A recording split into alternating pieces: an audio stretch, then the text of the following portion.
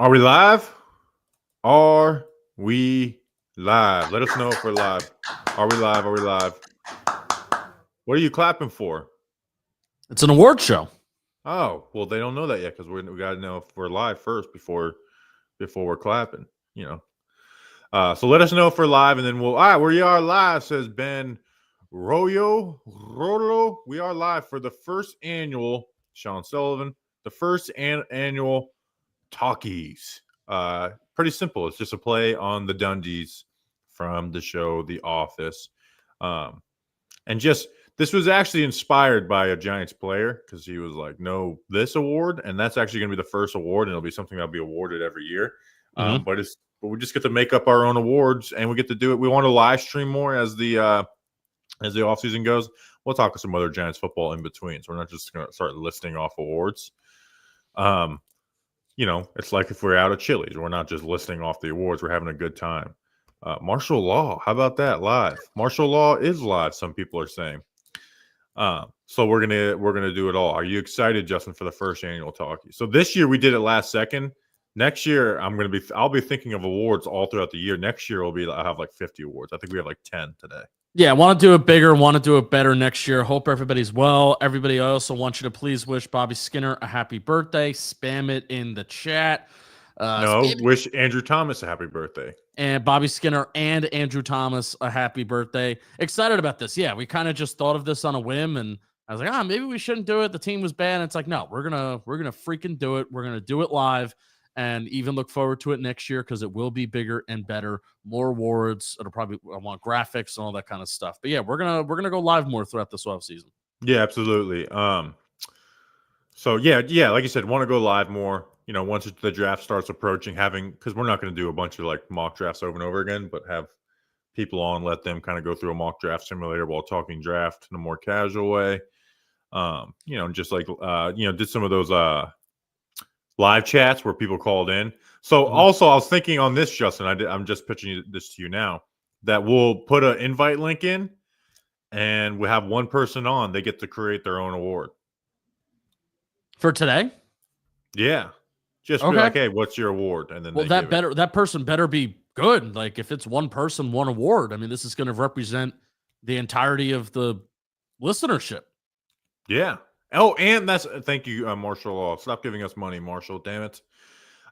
We are doing the first annual. I won't say who it's sponsored by, but the listener of the year. So that will be an annual one, every single one. But the listener of the year.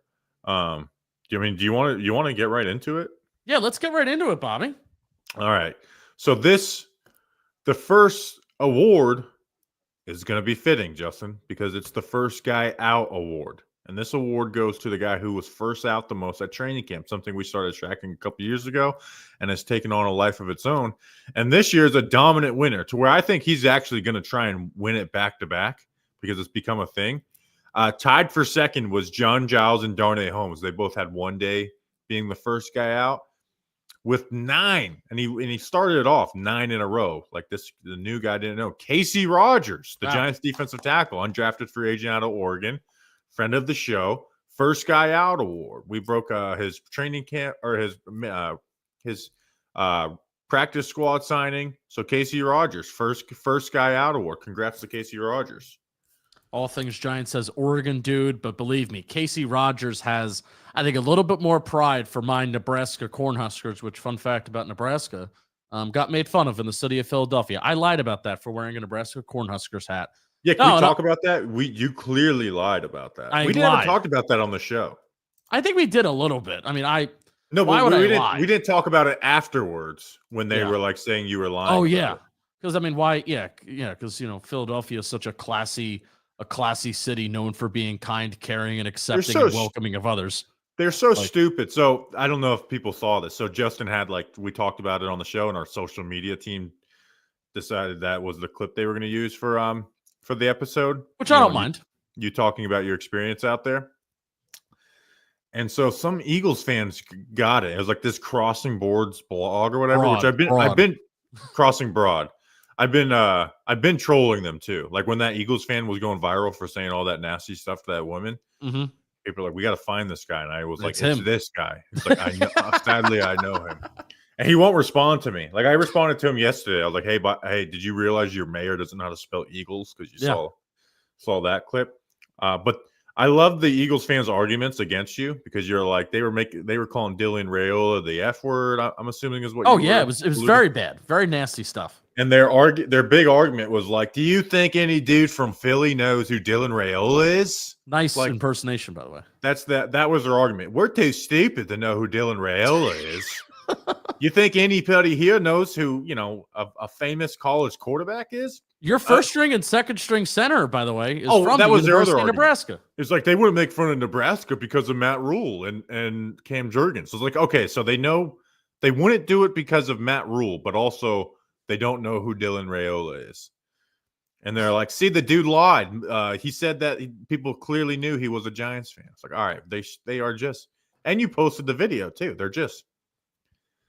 I love when Eagles fans, when their fans do something really, because they do bad stuff every week, but something really bad comes out every month or whatever. Which is dumb. And they're like, this doesn't represent all of us. Like, no, but the large majority, it represents you more than any other fan base does. They told me to go home to my family, and I called my mom on the phone on my way home. So that sounds more like the Beatles. So yeah, at Crossing Broad, we like to troll them. But yeah, first guy out award, Casey Rogers. Yeah. So he gets the first guy out award. I kind of want someone to challenge him next year because I think Casey Rogers is going to come out hot and I think it might be something that matter. Like we got to get another. It's usually a UDFA. Years past, who was DJ Davidson was one. Yeah. Who was the year before guy? I'll just look. Darnay has always been a sneaky first guy out. Yep, Darnay has been first guy out quite a bit. Let me tell a story since I told this to you. That I burped. That was disgusting. I don't think Casey Rogers would mind if I shared this. That we never talked about it on the show because it's like, everybody's gonna get fired and everything like that. But Casey Rogers told me, so he was at the LPG dinner, the big tip dinner that I went to, and Art was there, Jordan was there, Jonathan Casillas was there, Jay Alford was there, my Super Bowl hero, my Super Bowl 42 hero. So talked to Casey Rogers kind of after, talked about Nebraska and all that kind of stuff and how he's like the first guy out, and he said that eventually guys would start to race, like they started to race each other, especially towards the end of camp, like. Him and Jake Kubas would kind of race to get out there. I said Darnay's a sneaky guy that would get out there early. So some of the guys would actually get into the facility and get taped up and get all ready early because they wanted to be the first guy out. And there's nobody else that makes that post. Like all the beat reporters are all in talking with Dable and getting the pre-practice quotes. So it's just us that's out there that capture that. So they're racing to get posted by us. So I thought that would be a cool little story if you like us. That I thought that was pretty cool to hear. Damn, I'm trying to find some posts and we're getting a lot of photos deleted. Son of a bitch! But those photos shouldn't be deleted. Shit. Hold on, I gotta respond to this football today message. I also have to respond to this football today message. Oh yes. You have to respond to this football today message. Yeah, but that was a cool story. Here, Giants players are, some Giants players, Jay Kubas, Casey Rogers. I don't think Darnay cared about it that much, but still, they were racing to get out there because they wanted to. Did Darnay play the whole year with the Raiders? Can you look that up, live? This year? I can look that up. I don't think he got signed by them to the active roster. Did he last the entire season? He played 16 games. Oh, congrats to Darnay. So is he on their roster right now? I guess, yeah, he was on the active roster. Yeah, one game started, and Darnay Holmes played 28% of the defensive snaps this year. I'm going to look up his coverage stats real quick. We never even saw him in a jersey or anything. I know. I don't even. I mean, I didn't. On all fairness, I didn't watch Raider games. I'm going to look the second most yards. The second most yards that he's allowed in his career, though. Really? And only played 27% of the snaps. 233 yards. Oh, no, I'm sorry. It's the third most yards he's allowed in his career. Because his rookie year, he allowed 323. And this is according to Pro Football Reference. Do you know he's only given up one touchdown in his entire career? Pro Football Reference has it as 2. He allowed 1 this year. Yeah, Pro Football Reference. PFF is actually better at tracking. Oh, they are? Yeah, I think they are. I think they actually have a better understanding and not just closest guy. But maybe they don't. Maybe they don't. All right, Justin. I would lean PFF. First guy out award is over. Congratulations to Casey Rogers out of Oregon, UDFA. Justin, what is your first award that you'd like to give out? Oh, sure. Yeah, my first award that I would like to give out is the Fine Work Award. Now, this is actually a real Dundee award. That Stanley was the previous winner of this on The Office. And I'm going to give out the Fine Work Award to somebody who I think did a fine job this year. Like, he does fine work within the Giants organization. I'm going to give that to Mike Kafka. I think he did a fine job this year. Fine work. I don't exactly know what he did, but he did fine work this year. So I'm going to have to piggyback off of yours because I'm going to give out an award also to Mike Kafka. And you know what it's called? Double up? Mike Kafka is going to get the AJ Hawk Award. Because you know how on the Pat McAfee show, like they could be having the craziest shit in the world happening.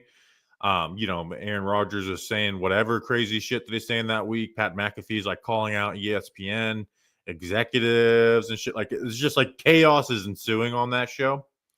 And then AJ Hawk is just kind of sitting there quietly and then just kind of says something that you never remember. You don't remember anything he's ever said. That's Mike Kafka. He just sits there and doesn't say anything. It's chaos ensues around him. Whether it's Brian Dable losing his mind, the Wink Martindale beef. He's lost 3 of his position coaches. He had plays caller taken away from him and taken away from like mid-game multiple times. You have the Daniel Jones drama. And still, the only quote I can ever remember Mike Kafka saying was like him backing up Northwestern's coach that got fired for like whatever it was like a year ago or something like that. So Mike Kafka just doesn't say anything.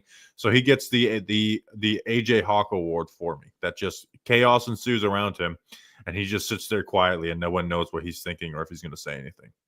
His role this year was very funny because nobody really knows what he did. Yeah, and he's back. He's going to be the head coach at the Senior Bowl, Justin. And we should try and get in on one of his press conferences. What should we ask Mike Kafka if we can get in on one of the – because they do allow people to – there is one press conference with the head coach. What should we – and the chat can come away from this. What should we give to Mike? What should we ask Mike Kafka? I don't know. You would think that you would want to ask him about like being the coach of the Senior Bowl and like what are you looking for and what are you trying to accomplish out of this week? But do you think you're going to call plays next year? It's like the leading one. I don't know. We haven't had those conversations yet. Well, he's not going to call plays for the Senior Bowl, so he's going to be used to that. I'm talking about next year for the Giants. Well, he's not going to, I don't think. But John Mara is the one who put out there that I don't know if I want Brian Dable calling plays. You know what? We should just ask him that, and then we could at least tweet out like Mike Kafka says there's been no decision made on who's going to call plays. But then we'd be like the annoying people. I don't want to be that though. That's like why the Senior Bowl helps us out a lot. Like with like they let us on Radio Row. We do. Yeah. We have our we're in the concourse at the stadium which helps us. So I don't want to piss them off with that. So maybe we'll ask something. We'll ask him if he's still in the NFTs. That's an option. I don't think he is. All right. So you did an award, and then I did an award. So Justin, you get to do another award. All right. Do we have to give it out to one person, or can we give it out to 2 people? You can give it out to 2 people. I actually have an award that has more than one person. All right. I'm giving out the next award is the Paper Airplanes Award. You know that song? Yeah, it's one of my favorite songs. That's why I chose it. All I want to do is take your money. Paper planes, not paper airplanes. Oh, it is? Yeah. Well, I think that's a little Michael Scott. See, this is it's a little Talkies, like calling it paper airplanes instead of paper planes. I think that's kind of funny that I did that, and I was totally like accidental. There's a period of the NFL this year where guns were a big topic, and we talk about them a little bit on this show. The Paper Airplanes Award is going to Darius Slayton and Malik Neighbors. They both had celebrations this year with gun related. Darius Slayton, it probably wasn't on purpose, but hey, Slayton's wasn't. He just went like this. I know, but he got fined for it. He went like this. He got fined for it. No, he didn't get fined. He got penalized, and they didn't fine him. Neighbors was clear. Neighbors was like, well, Neighbors. We all know that Neighbors loves. Hey, he fits in. People say we're like the culture of violence pod. We early in the day. People forget this used to be we were the pro gun violence pod. We might even have some tweets of that. No, we definitely do, and that's not getting deleted. So, oh, Justin, there was one thing. So, and we had a company meeting yesterday, and there was something where it's like, hey, we might be doing this. And I had a moment like, oh, I got to go delete some tweets because I have some slander out there. And so I'm going to put it in the private chat, Justin, for you right now. I know the listeners hate this. And I even went and looked them up, and I'm like, man, I went hard at them. Do you see it? Get up and look at it. I remember that. Yeah. I remember that. If he'd call his situation Kafka-esque, ask him about his favorite head coaching interview. Yeah, that'd be good. The thing is Kafka won't answer anything. No, he's not going to answer. That's why I would rather like the Twitter Spaces that he does with Ted. I always fuck up his last name. Ted Nguyen. Yeah, he's at the Athletic, right? The Twitter Spaces that he does with Ted, it's kind of awesome because it's like, oh, well, then you can kind of ask him about like, hey, I would ask him about, how does he evaluate the red zone differences between what they were doing in 2022 and maybe even last year? Like how are you going to look to get better in that area where he can get more like long-winded with an answer? But kind of just asking him these questions, they're all going to play the same game of, yeah, we're going to hear, we're evaluating everything. I'm excited to be here, excited to talk with these guys, get my hands on these guys, blah, blah, blah. So. How about that? Yes, but the Pair Brady Plans Award, Darius Slayton, Malik Neighbors for two very different reasons, but yeah. Shit. Wood Brothers has this like throwback diecast for their 75th, and I kind of need to buy it, but I kind of shouldn't spend over $100 on a diecast right now. All right, so the Paper Airplanes Award for Darius Slayton and Malik Neighbors. So since there's an award that I really am excited about, but since you did an award with multiple people, I'm going to do my award that has multiple people, and that is the Dominique Wilkins Award. And can you guess at where I'm going with this? Dominique Wilkins. Well, he's a basketball player, right? Yeah. What team did he play for? The Rockets. Come on, you asshole. No, he played for the Atlanta Hawks. Oh, well, they're both red. He's a Hawk, right? And yes. We like on this team ball hawks, right? Mm-hmm. Don't really have a lot. They're the AJ. So the Dominique Wilkins Award goes to the player who led the Giants this season in interceptions, the Ball Hawk Awards. We have a 5-way tie. Darrius Muasau, Trey Hawkins, Dane Belton, Cordell Flott, and Andrew Phillips. Congratulations. You guys have won the original Dominique Wilkins Award for your ball hawking skills. Hey, Trey Hawkins. AJ Hawk, Trey Hawkins, Dominique Wilkins, who's a ball hawk. Steve Wilkins with Drew Wilkins. Drew Wilkins is going to be a defense coordinator at the no, he's going to be a head coach. No, a defensive coordinator at the Shrine Bowl. Yeah. So it's a small world. The Dominique Wilkins Award goes to, again, Darrius Muasau, Trey Hawkins, Cordell Flott, Dane Belton, and Drew Phillips. You know, Dane Belton has led the Giants in interceptions twice. That's pretty impressive. His rookie year with 2, and then this year with 1. And he had 2 last year, but McKinney had 3. If McKinney didn't have that 2 interception game at the end of the season versus the Eagles, Dane Belton would have led the Giants in interception all 3 years. That twit would fucking bang whenever he got signed to another team. Like he led the Giants in interceptions 3 or 4 years. Other teams would be other fan bases would be using that. So the Dominique Wilkins Award again goes to Darrius Muasau, Trey Hawkins, Cordell Flott, Dane Belton, and Andrew Phillips. Congratulations, my friends. All right, I'll give out my last award that has your last winners. Award? No, my last award that has multiple winners. Oh, I didn't realize you're doing multiple awards with multiple winners. I know. Well, this is the last one, and then I have 2 more after this. You did the Dominique Wilkins Award, which is a basketball player. I have the Brian Scalabrine Award. Oh, wow. People forget Brian Scalabrine hit a game-winning shot in the playoffs for the New Jersey Nets. Now, we may have to rework the name of this award, but basically there are players on the team that I'm going to give, or one player every single year, that have the least amount of offensive or defensive snaps. There were 2 players on defense that tied with 2 defensive snaps this year. And those 2 players were... Can I guess? Yes. 2 defensive snaps. There was 1 offensive player that got 3. Anthony Johnson one? Nope. All right, I don't know. Matthew Adams and Benton Whitley both had 2 defensive snaps, the least amount of defensive snaps out of qualified defenders that played this year. So congratulations, they get the Brian Scalabrine Award. And this award for the rest of time will go to the player or players that play the least amount of offensive or defensive snaps for the Giants this year. But you got out there. I feel like you got to rename it every year, though. So next year, should it be named the Matthew Adams and Benton Whitley Award? Oh, no, like a different bench warmer. Because, okay. I mean, Scalabrine played a good bit early in his career.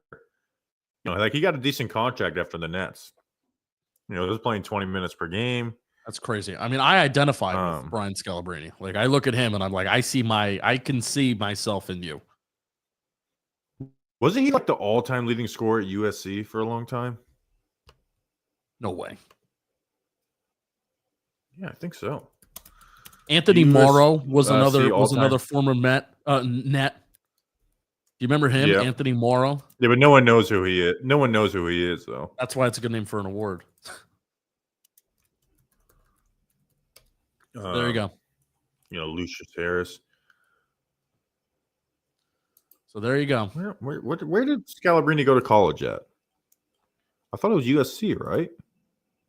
Yeah, he went to USC. Their all-time leading scorer. Why isn't that points not right at the fucking top of this? It should be the number 1, and I'm like scrolling through all these stupid fucking categories like turnovers and steals. Anthony Morrow did play a lot for the Nets because they were horrible. Memorable. Dude, the Nets waited like halfway into the year to start actually tanking. So, I don't know. I want Cooper Flagg on my team so bad. I literally can't find this on Sports Reference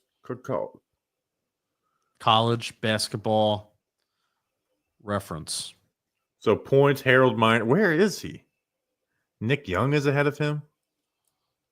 Brian Scalabrine. Points per game.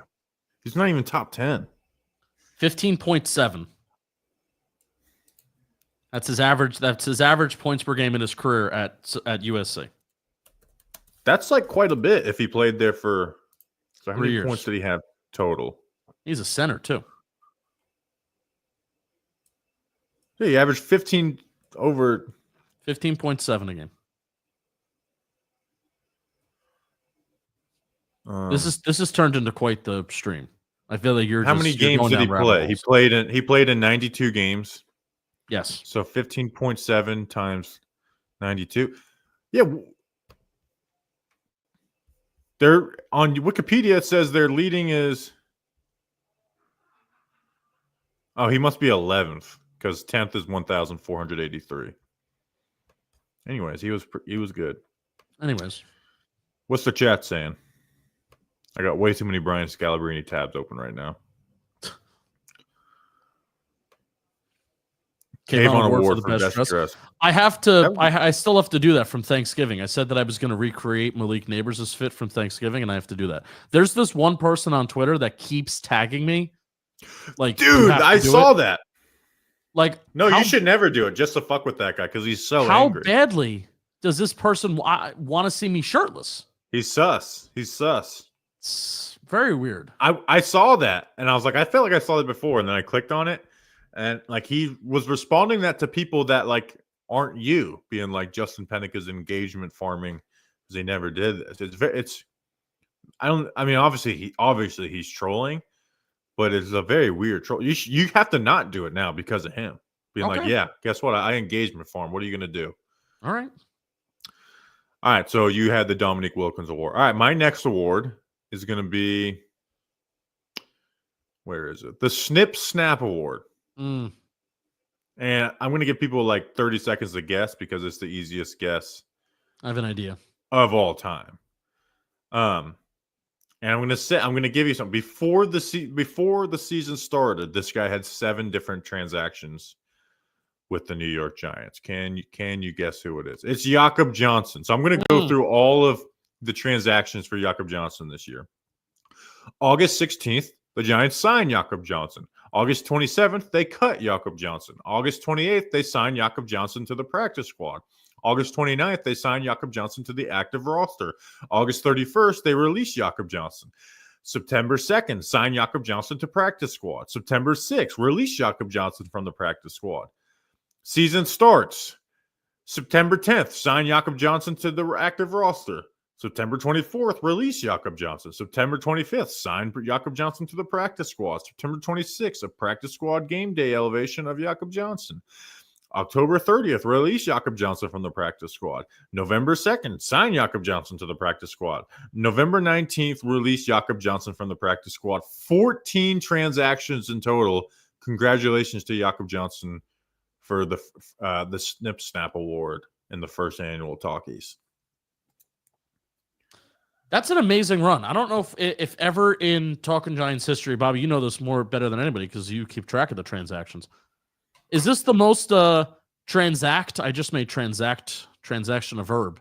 Is this the most transact player ever in our Talking Giants history since 2019? It has to be. There has been some guys that have went up and down and stuff like that, but there was 7 times before the season even started.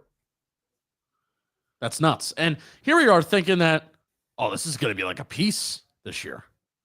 Oh, well, Justin, we talked about game. like guys the Giants should sign once the draft was over, and it was like Greg Van Roten, Adoree Jackson, and Yakob Johnson. And they fucking signed all 3 of them. I was like, oh, shit. And you're like, all right, Carmen Brasillo, Yakob Johnson's been with him everywhere he goes, but they didn't sign him. And it's like, what the hell are they doing? They're just going to make this Daniel Bellinger. And then they sign him. You're like, oh, they didn't sign him for nothing. When in reality, they did sign him for nothing. They kind of signed him. The only thing I think they might have signed him for was to go to Germany, but it was fucked up. They didn't elevate him for that game in Germany. That was fucked up. That was like, he is like, this is like, this is his game. They put the player they advertised in Germany on the Giants was Yakob Johnson. There was number 8, like all their billboards and shit or whatever had fucking Yakob Johnson on them, and they didn't elevate him for that game. It's messed up. It is messed up. Fucking Joe Shane. So yeah, the Snip Snap Award goes to Yakob Johnson. All right, what's your next award? My next award, I have 2 left. Okay. The I Like the Most Talking Giants Instagram Posts Award. This is also another award that we can give every year. Given to the player that we deem has liked the most Talking Giants Instagram posts. And the winner this year, I think by a wide margin from the active players, it's Bryce Ford. This award should be named after Sandra Platzkummer. It really should be. I mean, he likes legitimately every single one. But Bryce Ford is the active except for the player. reels. Except for he doesn't like the reels? Likes the posts? No, I'm saying like the videos that you and Jolly do. Oh wow, that's toxic that you just said that. Bryce Ford, I'm looking through it right reels. now. I'm saying the people the likes. I think Bryce Ford likes those reels. Actually, you know what? It's only showing comments right now. Yeah, what the hell? I'm going to click on a random reel and see if Bryce Ford liked it.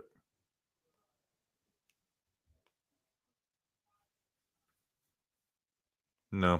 No, but you can't deny that he is the active player that likes us the most. Bobby Okereke likes us a good amount. Absolutely, he is. I think they like a lot of the news stuff. The news, like the Giants signed this player, the Giants, whatever. Even analysis they like. They Bryce Ford Wheaton likes it. Sandra Platzkummer. This award should be named after Sandra Platzkummer, but yeah, it's the Sandra Platzkummer I Like the Most Talking Giants Instagram Posts Award. Yeah. All right, so we'll I'm gonna change. Yeah, I just went to like Giants 2024 receiving leaders, and Sandro Platzkummer and Bryce Ford Wheaton liked it. There you go. Boom.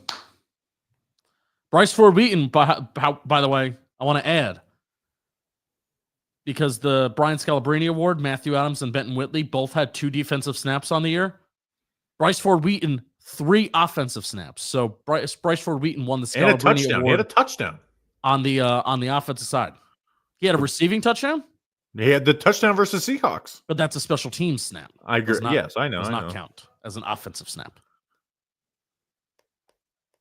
Yeah, big moment for the season. Huge moment for the season. Yeah, that was their last win for a long time. Yeah, we had a watch party. Remember, we did a watch party and nobody could hear us. Good time though. Don't care. It was a good time.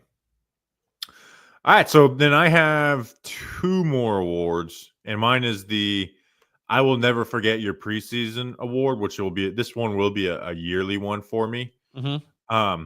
He only played 1 preseason game this year, but like it lives in my head. Deontay Johnson in 1 game, 4 tackles, 2 tackles for a loss, a sack, a quarterback hit.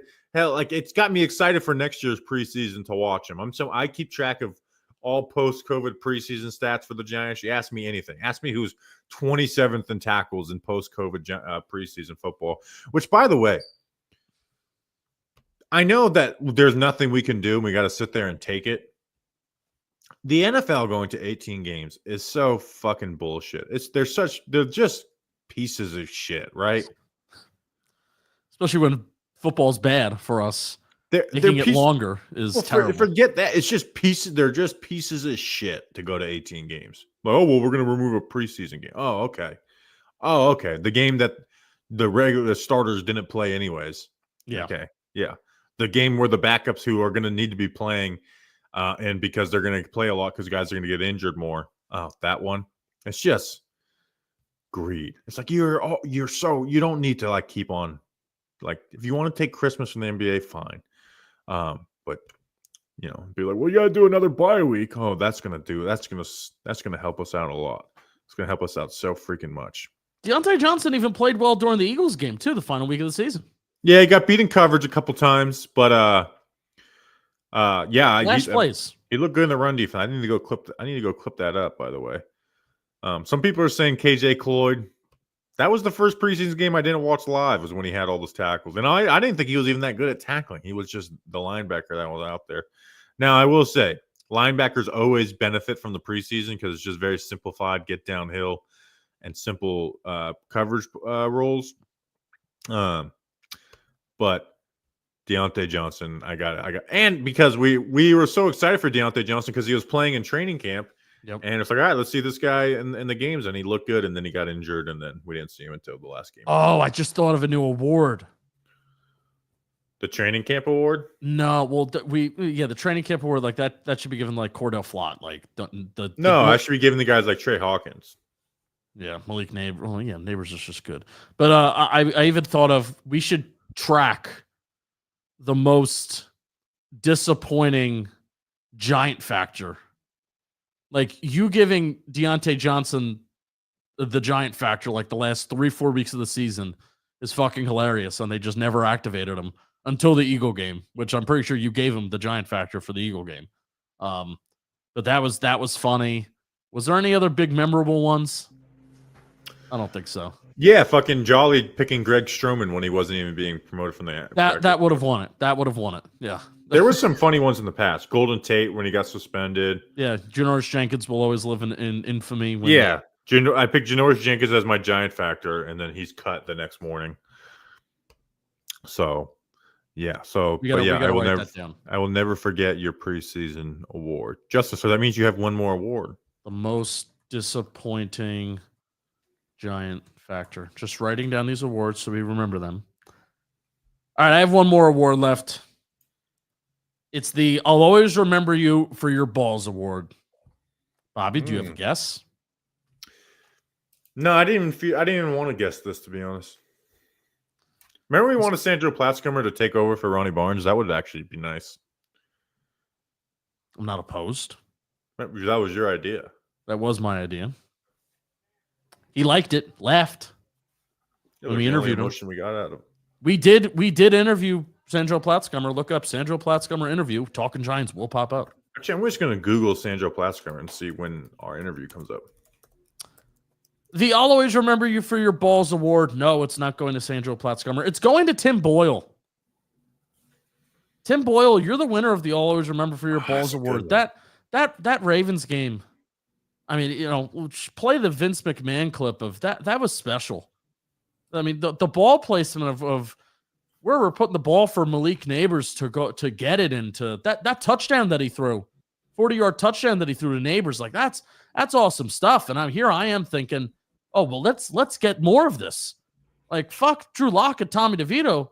Let's get Tim Boyle fired up and ready to go. And no, never came to be. So, I'll always remember you for your Balls Award, Tim Boyle, for the last quarter-ish against the Baltimore Ravens. Tim Boyle. Dude, I really want Tim Boyle on the roster for camp and stuff. Because I like him.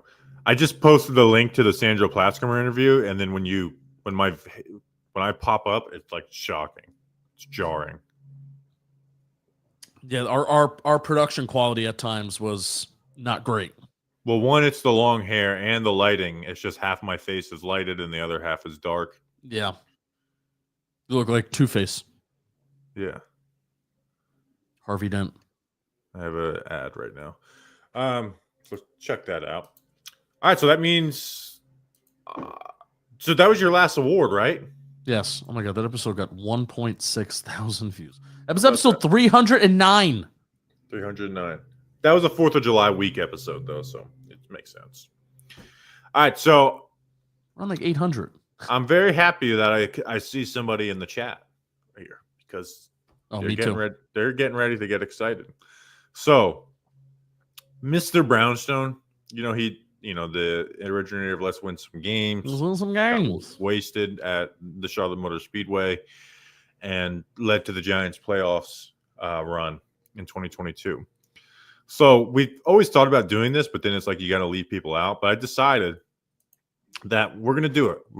Instead of giving it to Mr. Brownstone, the award is named after Mr. Brownstone as the Mr. Brownstone Listener of the Year. So this is going to be a yearly award, and it's going to go to someone who makes good memes, right?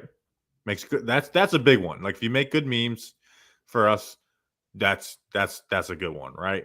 Like the Jolly, when he joined us, the Taliban one. That was a good one. There was even some memes that I DM'd me that I couldn't, which was like the Seth the Flow, someone wanting to do something really bad to him. He's always in the Patreon chats. And he, when we went to the softball game, we had that, that outside suite or whatever it's called. He donated to that. And so the first annual Mr. Brownstone Listener of the Year goes to the Trash Man, who's in the chat right now. The Trash Man. He's a NASCAR fan too, which does help him out a little bit. Bonus points for us, yeah. So he's in the chat. What's going on, the Trash Man? You are the first annual Mr. Brownstone Listener of the Year. Now, I feel bad doing this because, like, Sean's like Doug Analytics. He gets left out. Like, so people, it's always going to make somebody feel left out that's worthy of it.